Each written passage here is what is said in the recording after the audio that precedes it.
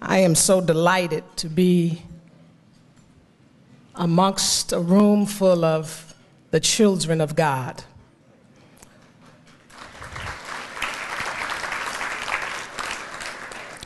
Who are committed and devoted to building healthy families, ethical societies, and creating a global culture of peace. I want to honor the excellencies that are here tonight. Dr. Moon, this is my first time meeting him, and I am in awe and inspired by your spirit and by the commitment that God has placed in your life. You are certainly one of the chosen ones.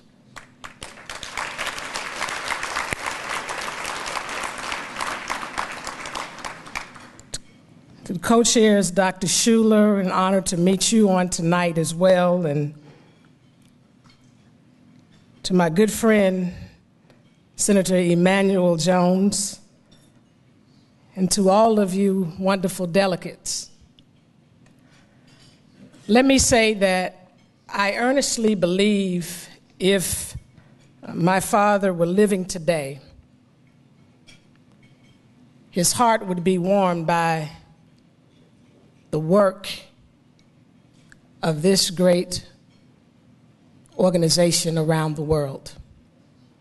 And in fact, I believe without a shadow of a doubt, he would be a part of your group.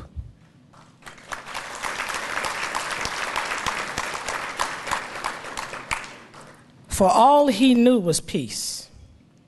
He lived it, he breathed it, and he taught it. Next year, we will be celebrating, remembering the 50th anniversary of the I Have a Dream speech in our nation's capital here in America. And we're calling the world to come together on that day, because I earnestly believe that in my lifetime, it will perhaps be the only time that we will have an opportunity as a world to come together and really think about why God has placed us in this world, and to commit ourselves to not just seeing ourselves as citizens of whatever country, nation, or land we come from, but to see ourselves as global and world citizens. Because at the end of the day, no matter where you come from, the bottom line is that he has created from one blood all peoples to dwell upon the face of the earth. And we are indeed brothers and sisters.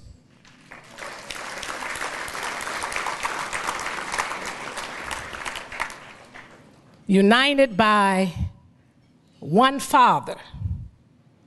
And ladies, we should never be intimidated by that word, because essentially that word means originator. In 1967, my father wrote a book entitled, Where Do We Go From Here? Chaos or Community? And he had a chapter in that book, in fact, it was his last chapter, entitled The World House. And in that, he shared a few things with us that I think are just as relevant today as they were in 1967, because he was a man of faith who had a prophetic gift on his life. In fact, when he was introduced in 1963 to this nation when he delivered what is now his famous "I Have a Dream" speech. He was introduced as the moral leader of America. And I often remind people wherever I go that I don't characterize my father as a civil rights leader. I characterize him first and foremost as a spiritual leader, as a man of God, as a moral leader who just happened to impact civil and human rights. And so everything that he did came out of his spiritual foundation. It didn't come from his political ideology. In a sense, it really didn't come from his religious beliefs. It came from his spiritual beliefs. And so that was a spiritual movement that he led that impacted civil rights. And if you read everything that he wrote, if you listen to all of his words and his speeches, you would have to be an extremely naive person to not know that that was a man sent by the Most High God. And so he had an assignment to awaken us to a higher spiritual plane. He was calling us back to some principles and values that in a real sense are the same principles and values that no matter where you live, no matter what your nationality, your ethnicity, your culture, at the end of the day, those principles and values transcend any particular generation, which means that they are everlasting. And he called us back to that foundation. He was injected into time to awaken us to who we really are. He was trying to get us to see that we really are all kings. That's why God made him a king. And that's not a masculine or feminine terminology. That's a terminology of understanding that you have been placed with responsibility to steward this earth's resources and relationships in an ethical, in a moral way. And so as he wrote in that World House, he challenged us to remain awake through a great revolution. He shared the story of a man by the name of Rip Van Winkle, who went up into a mountain, came to an inn, and took a rest. Was tired, perhaps from all of his labor. Took a nap. When he went in to take the nap, there was a picture of King George on the wall. When he finally woke up, there was a picture of President George Washington. In other words, he slept through a revolution. And we're at a critical state in our nation and world that it's important that there be a cadre of individuals who do not sleep through this great revolution, an undercurrent that is sweeping our world right now. And as Dr. Moon shared with me when we were together a little bit ago, it really is the new great awakening that is happening, and you are the chosen ones. Many have been called. Many are trying, but there are few who are chosen.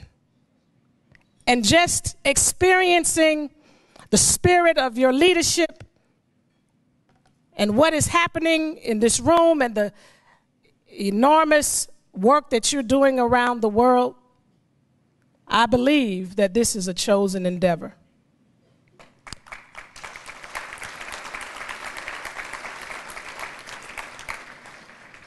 And in closing, in that particular writing that my father shared with us, he reminded us that we are at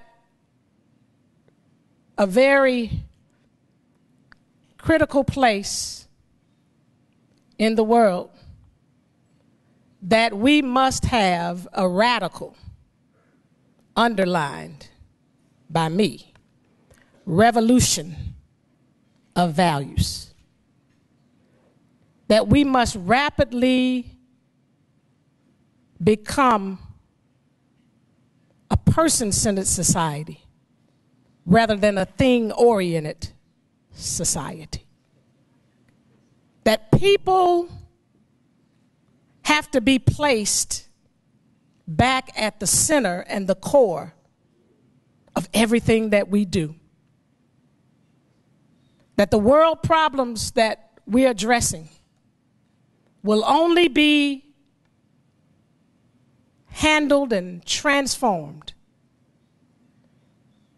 if people embrace a higher mindset.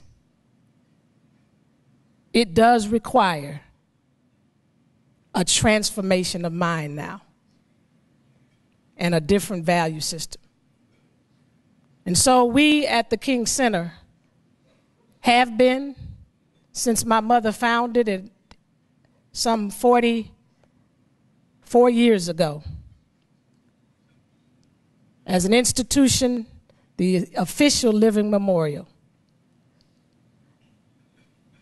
to educate and train people in the principles and the methodology of nonviolence as embodied and taught by my father, Martin Luther King, Jr. And we have literally trained thousands. We don't often get credit for it. But if the truth be known, the reason that there is a recognition of Martin Luther King Jr. the way he's recognized today, it is because my mother felt the sense of call to continue his work, but more importantly, to teach people what really fueled that movement. And she didn't do it as an afterthought, because she was truly a partner in that movement. In fact, an activist in her own right, even before she met my father. And so she established that institution in the basement of our home, and I grew up with the King Center. So it's a part of me. And I'm committed to this process. There is no other way. As my father said, we are threatened by the triple evils of poverty, racism, and militarism all over this world. And the only way that it's going to be different is if enough courageous, strong, daring, but more importantly, individuals who are consumed with unconditional love are at the helm of leading in this new great awakening. Thank you for having me. I look forward to joining the youth on this Sunday. And I will say, for me, God bless you on tonight.